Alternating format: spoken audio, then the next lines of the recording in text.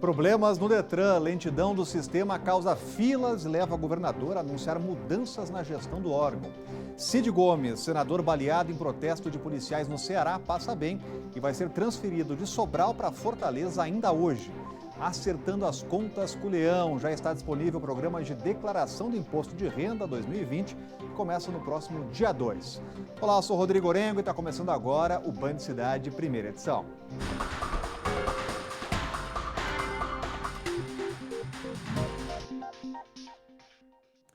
Os motoristas da capital estão tendo dificuldade, dor de cabeça no que diz respeito aos serviços do Detran. Desde o início da semana, telespectadores aqui do Band Cidade estão reclamando do atendimento, da lentidão no sistema.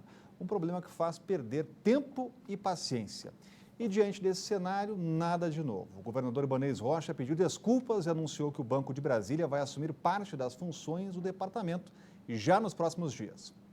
Muita gente chegou cedo, antes mesmo dos portões se abrirem. A quantidade de pessoas surpreendeu quem madrugou na fila. Porque a ideia é vir cedo para tentar resolver as coisas, né? E chega aqui dessa forma que aí complica. Acho que não dá nem para ficar, né? Acho que vou embora e voltar outro dia. E olha que essa espera era só para pegar a senha. Todo mundo querendo regularizar a situação junto ao Detran. Pegar o débito do veículo e pagar. Vim buscar a segunda via do DUT. Um vídeo enviado por um telespectador mostra que do lado de dentro do posto também não estava fácil. Dos 14 guinchês que a imagem mostra, apenas 5 pareciam funcionar. É exatamente a parte de balcão que o governador Ibanez Rocha disse nessa quarta-feira que o Banco de Brasília vai tomar conta. A instituição também vai ajudar com soluções tecnológicas. O presidente do BRB detalha a parceria com o GDF. Então, imagine solicitação de segundas vias, segunda via de carteira de motorista, solicitação de reimpressão de multa, de transferência de propriedade. Todo esse trabalho administrativo de atendimento direto no contato com a população são os serviços em que a gente identifica a possibilidade de atuação do BRB Mobilidade. O chefe do executivo local acredita que o cenário vai melhorar depois das mudanças. Citou como exemplo o DF-Trans, que foi extinto depois que o sistema de bilhetagem automática passou a ser administrado pelo BRB.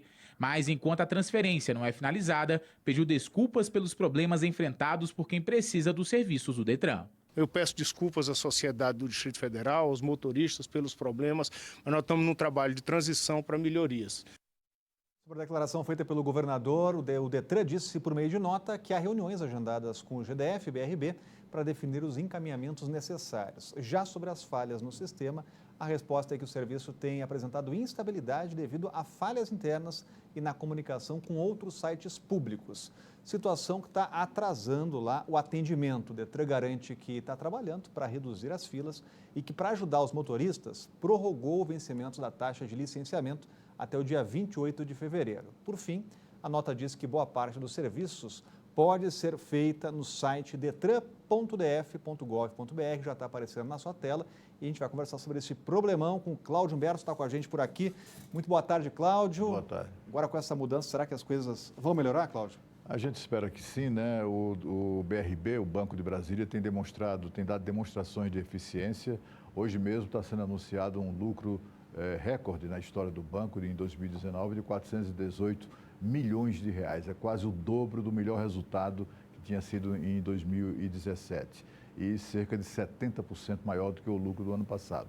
Além de cuidar do passe livre estudantil, da recarga de cartões, o BRB já está administrando, por exemplo, a torre de TV. Vai dar uma recuperada ali na torre de TV.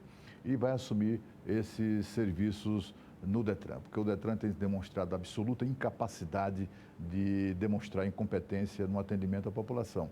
As pessoas são maltratadas, são tratadas com desdém, são maltratadas mesmo ali na fila e no guichê de atendimento. Eles colocaram até agora, ali no atendimento do Detran, eles colocaram um painel que é para quem está esperando não perceba e não verifique quantos guichês estão vazios, porque simplesmente eles vazam, deixam as pessoas lá, abandonam as pessoas durante horas esperando atendimento. Hoje nós recebemos a denúncia de um cidadão que em 1 hora de espera, somente 8 pessoas foram atendidas. 8 pessoas em 1 hora, com uma infinidade de guichês, 10, 12, 15 guichês e somente 8 pessoas atendidas.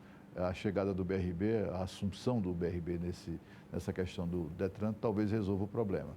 Quando o Detran diz que boa parte dos serviços podem ser obtidos através do site, é uma meia-verdade. O site até existe, isso até é possível na teoria, mas na prática é tudo muito diferente, porque o sistema simplesmente não funciona. Em todo o mundo, na Europa sobretudo, os países estão digitalizados, não é? E tudo é possível, até mesmo renovação de carteira de motorista, renovação de documentos de obtenção de segunda via, tudo isso é obtido pela internet e é baixado, inclusive, no celular dos clientes, né? Não é justo que os brasilienses paguem tão caro por serviços tão ruins do Detran. Tomara que isso mude logo. Pela Comissão Mista do Congresso, que vai elaborar um projeto único da reforma tributária, finalmente foi criada e o presidente vai ser o senador tucano, Roberto Rocha, e o relator, o deputado do PP, Agnaldo Ribeiro. A comissão avança em uma semana de troca de farpas entre Executivo e Legislativo por conta de uma declaração do general Augusto Heleno, um dos nomes fortes do Planalto. Quem explica essa história é a Renata Dourado e foi uma troca de farpas aí, né, Renata? Boa tarde. Coisa que a gente vem vendo, a gente costuma ver aí nos últimos dias, né, Rodrigo? Boa tarde para você, para o Cláudio, uma ótima tarde para todos que estão aí nos acompanhando. Daqui a pouco a gente fala sobre essa polêmica, falando um pouco sobre essa comissão que, como você bem disse, finalmente foi criada, uma comissão formada por 50 parlamentares, 25 deputados federais, 25 senadores que foram indicados pelos respectivos partidos, começam efetivamente a trabalhar depois do Carnaval, no dia 3 de março, e vão ter um prazo, em princípio, de 45 dias para apresentar um relatório sobre a reforma tributária. Então, eles vão pegar duas propostas que tramitam no Congresso, uma proposta que tramita na Câmara, outra proposta que tramita no Senado, e também vão pegar sugestões que ainda serão enviadas pelo governo, fazer aí um único texto, que vai ser analisado, portanto, por essa comissão. Nós já falamos aqui, a ideia não é diminuir, não é reduzir impostos, isso não vai acontecer, mas sim unificar esses impostos, e aí vamos ver qual vai ser efetivamente esse relatório, essa proposta apresentada ao longo de 45 dias aí por essa comissão. Voltando um pouco nessa polêmica, como você bem disse, essa comissão foi criada, né, diante dessa repercussão negativa lá no Congresso Nacional. O que aconteceu? Teve uma cerimônia ali que juntou os ministros, o próprio Palácio do Planalto estava fazendo uma transmissão ao vivo, aquelas famosas lives, e aí o ministro Augusto Heleno, sem se dar conta que estava sendo filmado, que estava sendo transmitido, fez um comentário com o ministro Paulo Guedes criticando o Congresso Nacional. A gente vai mostrar aí as imagens, não é possível ver a imagem do ministro Augusto Heleno, mas é possível ouvir claramente, nitidamente o que ele falou. Vamos ver. Nós não podemos aceitar esses caras chantagearem a gente depois.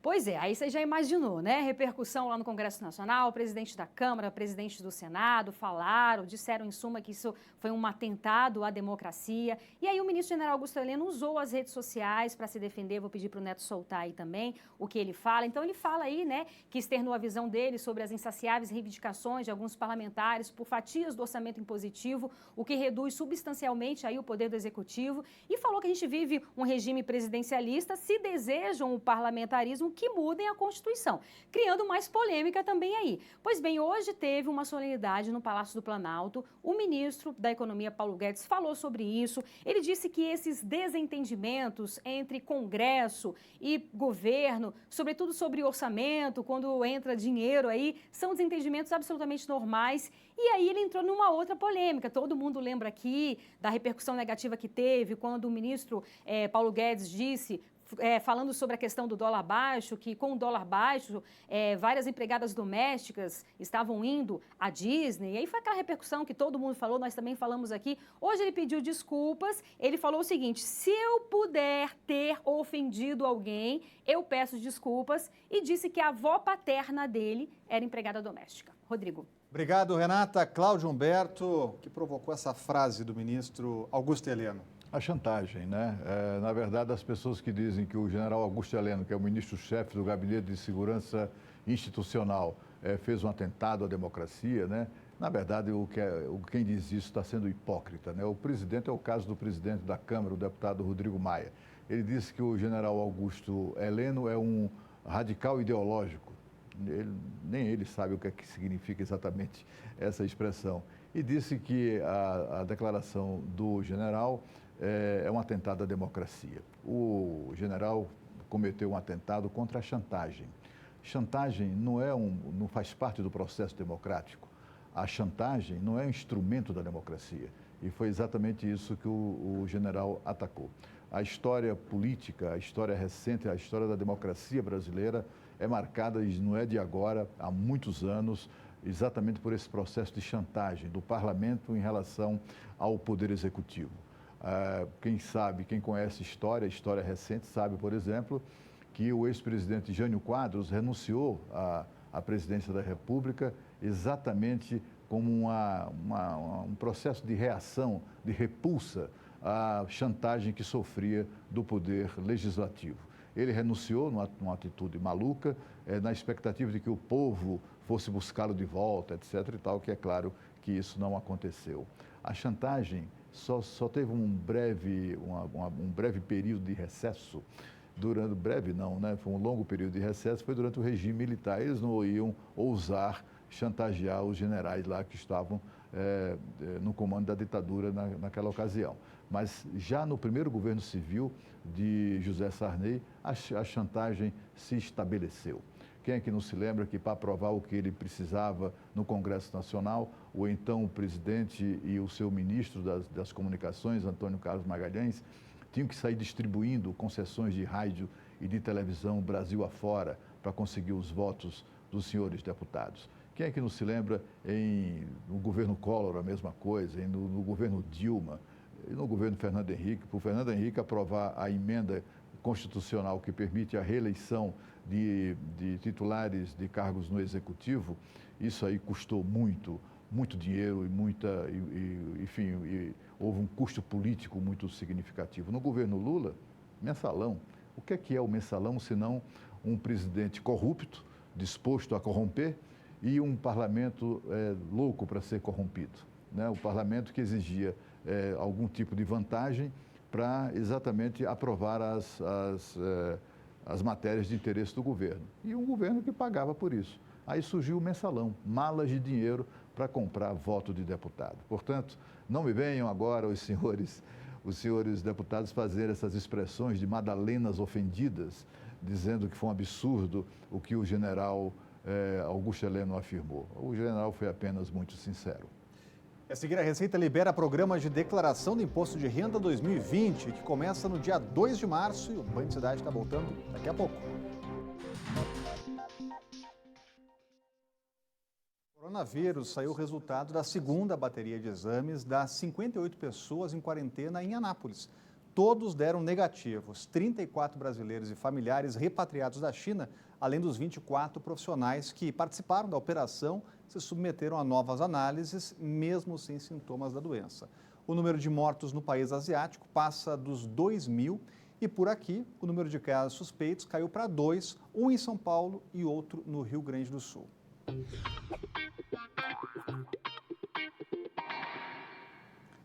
O carnaval está chegando e com ele um aumento considerável de circulação do vírus herpes labial.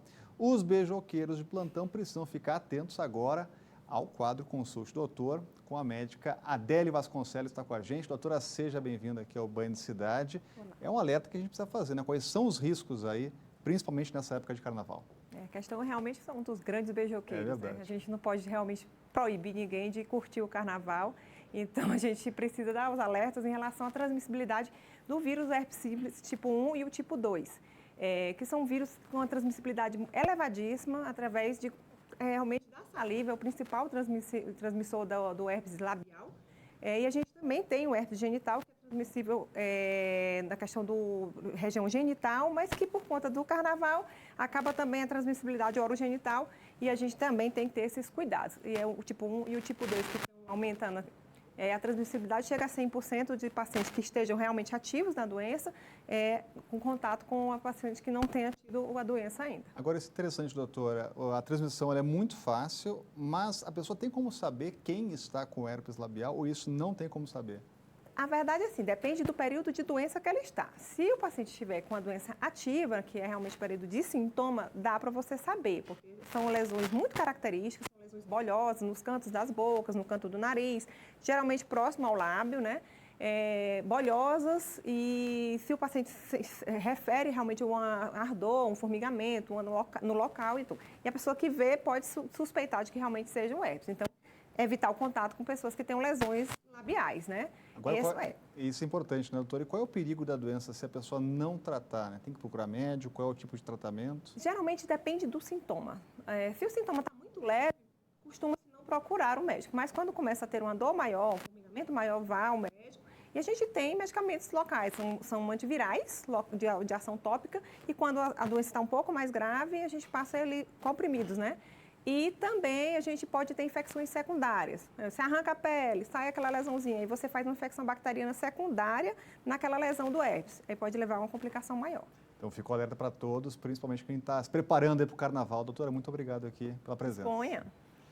Olha, a Secretaria de Receita liberou hoje o download do programa do Imposto de Renda 2020. A temporada de entrega das declarações começa depois do carnaval, dia 2 de março, e vai até 30 de abril.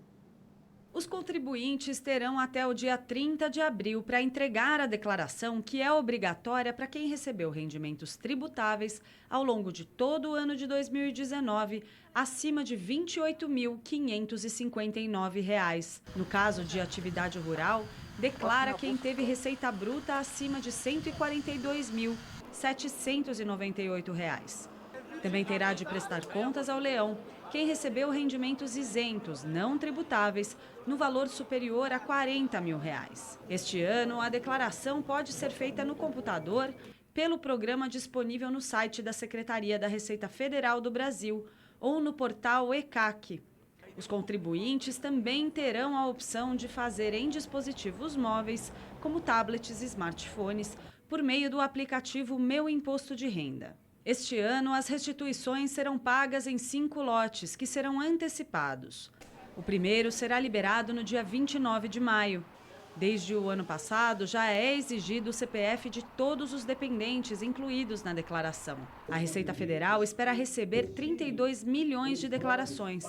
E quem tiver certificado digital já terá a declaração pré-preenchida no programa gerador, que será disponibilizado nesta quinta-feira no site da Receita. O contribuinte que tem o certificado, ele poderá diretamente na declaração, quando tiver preenchido, informando o dado do seu certificado, já trazer todas as informações disponíveis, tanto de rendimentos como a maioria dos pagamentos feitos também. E tropas da Força Nacional de Segurança já estão no Ceará. A greve dos policiais militares e bombeiros do Ceará chegou ao limite da tensão ontem e no interior do estado. O senador Cid Gomes foi baleado ao tentar invadir um batalhão da PM usando uma retroescavadeira. O quadro de saúde dele agora é estável.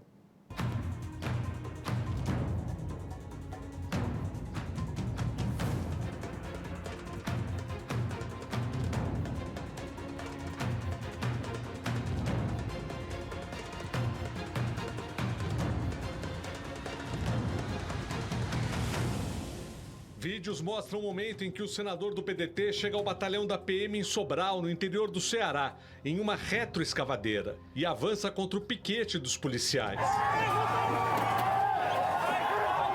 A confusão toma conta do local, manifestantes lançam pedras e tiros são disparados, quebrando os vidros do trator.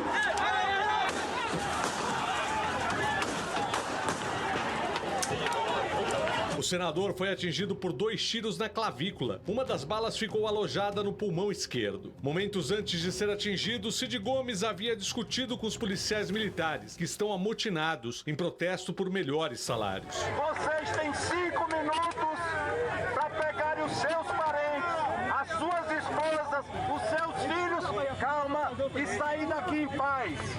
5 minutos, nenhum a mais. Eu não tenho autoridade para fazer esse tipo de coisa. Me solte, me solte, me solte.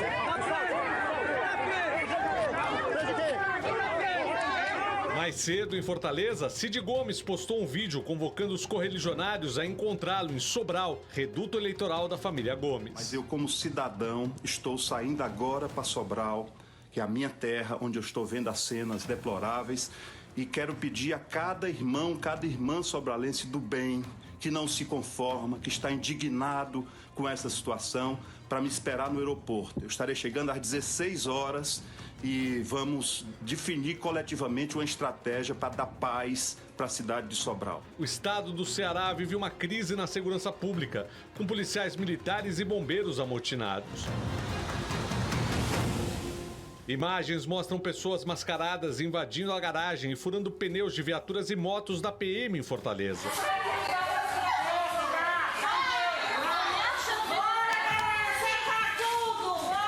Segundo a Secretaria de Segurança Pública, dezenas de carros da corporação também foram levados. Este vídeo mostra pessoas não identificadas retirando PMs em serviço à força das viaturas.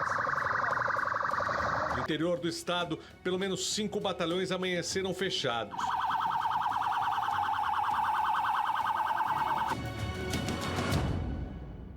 Em Sobral, onde aconteceu a confusão envolvendo o senador Cid Gomes, homens encapuzados em carros da PM ordenaram toque de recolher ao comércio.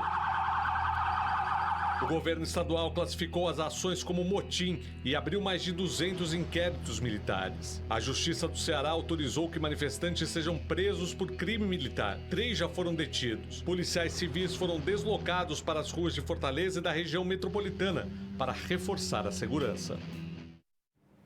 Cláudio Humberto, tem alguém com razão nessas cenas lamentáveis? Não tem ninguém com razão aí, né? A não ser a população que está acuada, né?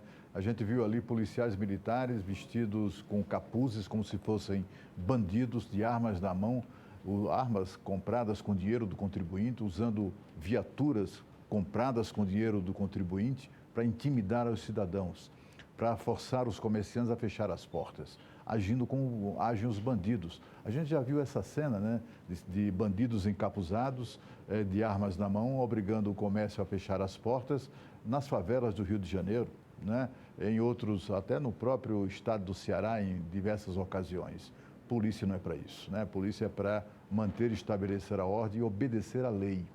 E é o que a polícia, esses policiais do Ceará não fizeram, né? E o senador maluco, nem cabe considerações sobre a sua atitude arrogante e prepotente de provocar o que provocou. Uma questão, um clima de violência, uma situação de violência que saiu do controle. Agora a Renata Dourado está voltando com um recado importante sobre o carnaval e o trânsito. O carnaval já está batucando a nossa porta e o Detran, mais uma vez, botou seu bloco na rua para divulgar uma campanha que tem por objetivo zelar pela segurança dos foliões brasilienses. A gente sabe que nessa época do ano, o consumo de bebidas alcoólicas aumenta consideravelmente, não é mesmo? Então, não tem outra saída. Vai beber? Deixa o carro em casa. Pega um táxi, ônibus, metrô ou um transporte por aplicativo e evite a dor de cabeça por encarar uma blitz e ficar no preju. Ou pior, envolver-se em um acidente.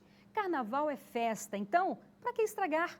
O Detran e o governo do Distrito Federal querem que você brinque o carnaval sem brincar com a vida.